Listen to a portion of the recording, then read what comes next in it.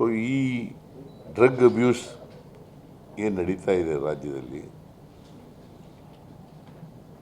ಇದನ್ನು ತಡೆಗಟ್ಟಲಿಕ್ಕೆ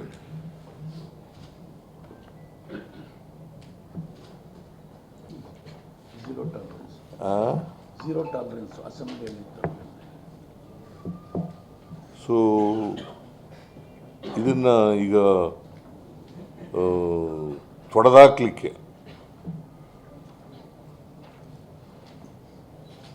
ಎಲ್ಲ ಪ್ರಾಮಾಣಿಕ ಪ್ರಯತ್ನಗಳನ್ನು ಸರ್ಕಾರ ಮಾಡ್ತದೆ. ಅದಕ್ಕೋಸ್ಕರ ಈ ಎಲ್ಲ ಕ್ರಮಗಳನ್ನು ಕೂಡ ಇವತ್ತು ತಗೊಳ್ತಾ ಇದ್ದೀವಿ. ನೀವೇನಾದ್ರು ಸಲಹೆಗಳು ಕೊಟ್ಟರೆ ಆ ಸಲಹೆಗಳನ್ನು ಕೂಡ ಗಂಭೀರವಾಗಿ ಪರಿಗಣಿಸ್ತೀವಿ. ತಾಳಪ್ಪ ನೀನು ಯಾಕೆ ಸುಮ್ಮನೆ ಇರೋದೇ ಇಲ್ವಲ್ಲ, ಆಮೇಲೆ ಕೇಳು ತಾಳಪ್ಪ. ಸೊ ಇದರಿಂದ ಏನಾಗುತ್ತೆ, ಹೆಚ್ಚಾಗಿ ವಿದ್ಯಾರ್ಥಿಗಳು ಮೇಲೆ ದುಷ್ಪರಿಣಾಮ ಬೀರ್ತದೆ, ಯುವಕರ ಮೇಲೆ ಪರಿಣಾಮ ಬೀರ್ತದೆ. ಆಮೇಲೆ ಇತ್ತೀಚಿನ ವರದಿಗಳು ನಾವು ನೋಡಿದಾಗ ಕೆಲವರು ಡ್ರಗ್ಸ್ನ ಇದರಲ್ಲಿ ನಿಶೆ ಬಂದು ಕ್ರಿಮಿನಲ್ ಆಕ್ಟಿವಿಟೀಸು ಹೆಚ್ಚಾಗಿರ್ತಕ್ಕಂಥದ್ದನ್ನು ಕೂಡ ಕಾಣ್ತಾ ಇದ್ದೀವಿ. ನಿಶೆನಲ್ಲಿ ಚಾಕು ಹಾಕ್ಬಿಡೋದು, ಕಳ್ತನ ಮಾಡಿಬಿಡೋದು, ಅಥವಾ ಇನ್ಯಾವುದೋ ಕ್ರಿಮಿನಲ್ ಆಕ್ಟಿವಿಟಿ ಮಾಡೋದು, ಈ ಥರದವೆಲ್ಲ ನೋಡ್ತಾ ಇದ್ದೀವಿ.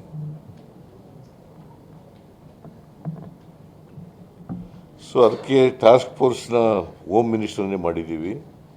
ಹೋಮ್ ಮಿನಿಸ್ಟ್ರು ಆಗಿಂದಾಗಿ ಸಭೆ ಮಾಡಿ, ಮೇಲಿನ ಮೇಲೆ ಸಭೆ ಮಾಡಿ ಇದಕ್ಕೆಲ್ಲ ಅದಕ್ಕೆ ಹೆಲ್ತ್ ಮಿನಿಸ್ಟ್ರು ಓಪಿಯಾಯ್ಡ್ಸ್ ಎಲ್ಲ ಮಾರಾಟ ಆಗುತ್ತಲ್ಲ, ಯಾವ ಥರ ಈಗ ಪ್ರಿಸ್ಕ್ರಿಪ್ಷನ್ ಬಿಟ್ಟೇನೆ 90% ಮೆಡಿಕಲ್ ಶಾಪ್ಗಳಲ್ಲಿ ಕೆಮ್ಮಿನ ಔಷಧಿ. ಈಗ ತಮ್ಗೆ ಗೊತ್ತಿರ್ಬೋದು, ಹೋದ ತಿಂಗಳು ನಾವು ಡ್ರೈವ್ ಮಾಡಿ 25 ಮೆಡಿಕಲ್ ಶಾಪ್ಸ್ನ ನಾವು ಲೈಸೆನ್ಸ್ ರದ್ದು ಮಾಡಿದ್ರು. ಈ ಥರ ಅನಧಿಕೃತವಾಗಿ ಮಾರಾಟ ಮಾಡ್ತಾ ಇದ್ರು. ಈಗ the task force will look into all these things. ಅಲ್ಲಿ ಅದಕ್ಕೆ ಹೆಲ್ತ್ ಮಿನಿಸ್ಟ್ರು ಇರ್ತಾರೆ, ಹೆಲ್ತ್ ಸೆಕ್ರೆಟರಿನೂ ಇರ್ತಾರೆ. ಇವೆಲ್ಲ ಮಾರಾಟ ಮಾಡ್ತಾರಲ್ಲ ಅವ್ರ ಮೇಲೆ ಏನೇನು ಕ್ರಮ ತಗೋಬೇಕು ಅನ್ನೋದೆಲ್ಲ ಕಾಲೇಜಿನ ಮುಖ್ಯಸ್ಥರಿಗೆ ಒಂದು ಸೂಚನೆ ಕೊಡ್ಬೋದು ಸರ್. ಇದ್ರ ಬಗ್ಗೆ ಒಂದು ಅಲ್ಲಿ ಎಚ್ಚರಿಕೆ ಜಾಗೃತಿ ಮೂಡಿಸಿ ಅಂತಂತೀವಿ ಎಲ್ಲ ಕಾಲೇಜು ಮುಖ್ಯಸ್ಥರುಗಳಿಗೆ. ಅದೇ ಅವೇರ್ನೆಸ್ ಅಂತ ಹೇಳಿದ್ರು. ಅದಕ್ಕೆ ಅವೇರ್ನೆಸ್ ಕಾಲೇಜ್ ಅವ್ರನ್ನ ಇನ್ವಾಲ್ವ್ ಮಾಡ್ಕೊಂಡಿದ್ರು ಚೆನ್ನಾಗಿ. ಎಜುಕೇಷನ್ ಡಿಪಾರ್ಟ್ಮೆಂಟ್ ಇನ್ವಾಲ್ವ್ ಮಾಡಿ, ಎಜುಕೇಷನ್ ಡಿಪಾರ್ಟ್ಮೆಂಟ್ ಇರ್ತದಲ್ಲಪ್ಪ. ನಿನ್ನ ಸಲಹೆ ಸರಿಯಾಗಿದೆ, ಬಟ್ ದೊಡ್ಡ ಈ ಕಮಿಟಿ ಮಾಡ್ಕೊಂಡು ಕೂತ್ಕೊಳ್ಳೋಕ್ಕಾಗಲ್ಲ, ಏನೂ ಆಗೋದಿಲ್ಲ ಅದರಿಂದ. ಅದಕ್ಕೆ ಉನ್ನತ ಶಿಕ್ಷಣ ಇಲಾಖೆ ಇರ್ತಾರೆ, ಉನ್ನತ ಇಲಾಖೆ ಸೆಕ್ರೆಟರಿ ಇರ್ತಾರೆ, ಪ್ರಿನ್ಸಿಪಲ್ಸ್ ಅವರ ಮಿನಿಸ್ಟ್ರಿ ಇರ್ತಾರೆ, ಪ್ರೈಮರಿ ಎಜುಕೇಷನ್ ಮಿನಿಸ್ಟ್ರಿ ಇರ್ತಾರೆ, ಸೆಕ್ರೆಟರಿ ಇರ್ತಾರೆ.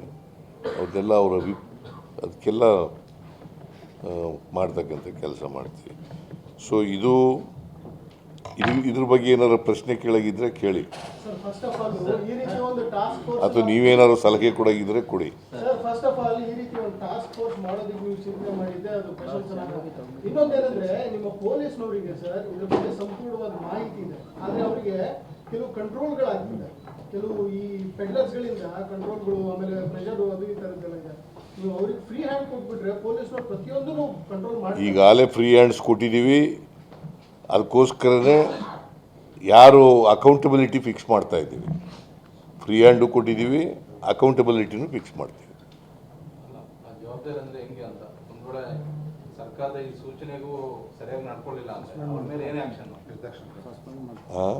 ಕ್ರಮ ಏನು ಅಂತ ಏನೇನು ಸಿಸ್ಟಮ್ ಕ್ರಮ ತಗೊಳ್ಳಿಕ್ಕೆ ಅವಕಾಶ ಇದೆ ಆ ಎಲ್ಲ ಅವಕಾಶಗಳು ತಗೋತೀವಿ.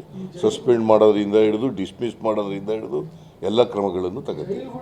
ಹಿಂದೆ ಬಿಜೆಪಿ ಸರ್ಕಾರ ಇದ್ದಾಗ ಇದು ಡ್ರಗ್ ಸಂಬಂಧಪಟ್ಟಂತೆ ಒಂದು ದೊಡ್ಡ ಕ್ಯಾಂಪೇನ್ ಶುರುವಾಯಿತು. ಇಡೀ ರಾಜ್ಯದಂತ ಎಲ್ಲ ಕಡೆ ದೊಡ್ಡ ಸಿಕ್ಕಾಪಟ್ಟೆ ಪೊಲೀಸ್ ಆದ್ಮೇಲೆ ಆಕ್ಟಿವ್ ಆದರೂ ಬೇರೆ ಬೇರೆ ಪ್ರಕರಣಗಳಾಯಿತು. ಅದರ ಪ್ರಕರಣ ಅಲ್ಲಿಗೆ ಸತ್ತೋಯ್ತು. ಆ ಸಂದರ್ಭದಲ್ಲಿ ಆಗಿದ್ರೆ ಈ ಪ್ರಕರಣ ಬುಡ ಸಮೇತ ಕಿತ್ತಾಕ್ಲಿಕ್ಕೆ ಅವಕಾಶ ಇತ್ತು. ಏನು ಫಿಲ್ಮ್ ಸ್ಟಾರ್ಗಳು ಬೇರೆ ಬೇರೆ ಎಲ್ಲರೂ ಇನ್ವಾಲ್ವ್ ಮಾಡ್ತಿತ್ತು. ಇಡೀ ರಾಜ್ಯ ಅಂತ ಕ್ಯಾಂಪೇನ್ ಆಯಿತು. ಅದಾದ ನಂತರ ಆದಮೇಲೆ ಅದು ಆ್ಯಕ್ಷನ್ ಇನಿಷಿಯೇಟ್ ಆಗಲಿಲ್ಲ. ಫರ್ದರ್ ಏನಾಯಿತು ಅಂತ ಗೊತ್ತಾಗಲಿಲ್ಲ. ಅದಕ್ಕೆ ಈಗ ಕ್ರಮಗಳನ್ನೆಲ್ಲ ತಗೋತಾ ಇರೋದು. ನಿಜ ಮಾಡಬೇಕಾ ಅವತ್ತು 2023 ಮಾರ್ಚ್ನಲ್ಲಿ ಅವರು ಕ್ರಮಗಳು ತಗೊಂಡಿದ್ದರು. ಆ ಕ್ರಮಗಳು ಮುಂದುವರಿಲಿಲ್ಲ. ಅದಕ್ಕೆ ಈಗ ನಾವು state level committee, district level ಕಮಿಟಿಗಳೆಲ್ಲ ಇದ್ದರೂ ಕೂಡ ಇದು ಹೆಚ್ಚಾಗತ್ತಲೇ ಇದೆ. ಅವ್ರ ಕಾಲದಲ್ಲಿ ನಿಲ್ಲಿಸ್ಬಿಟ್ಟಿದ್ರು ಅಂತಲ್ಲ, ಅಲ್ಲ ಪೊಲಿಟಿಕಲ್ ಪ್ರೆಸರ್ ಕಾರಣಕ್ಕೋಸ್ಕರ ಆ ಟೈಮಲ್ಲಿ ಸ್ಟಾಪ್ ಆಗಿತ್ತು ಅಂತ ಒಂದು ಆರೋಪ ಇತ್ತು ಸರ್. ಇಲ್ಲೇ ನಾವು ನಿಲ್ಲಿಸೇ ಇಲ್ಲ, ಅದನ್ನು ಮಾಡುತ್ತಲೇ ಇದ್ದೀವಿ. ಬಟ್ ಆದರೂ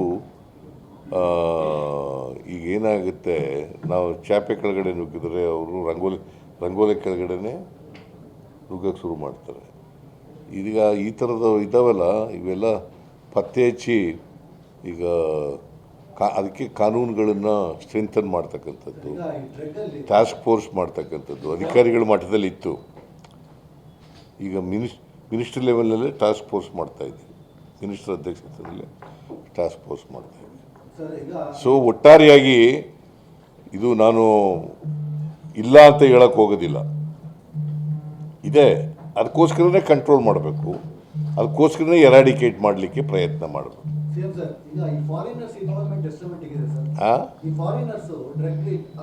ಅದಕ್ಕೆ ಈಗಪ್ಪ ಡ್ರಗ್ಸು ಇವೆಲ್ಲ ಇದ್ದಾವೆ. ಫಾರಿನರ್ಸು ನೋಡಿ, ಇಂಡಿಯಾದವರೇ ಜಾಸ್ತಿ ಇರೋದು, ಇಂಡಿಯನ್ಸೇ.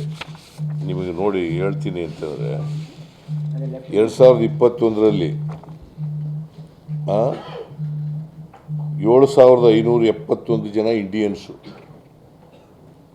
190 ಜನ ಫಾರಿನರ್ಸು ಅರೆಸ್ಟ್ ಆಗಿರೋ, ಅವ್ರ ಮೇಲೆ ಕೇಸ್ ಹಾಕಿರೋದು, ದಾಖಲಾಗಿರೋದು, arrested arrested, details of arrested.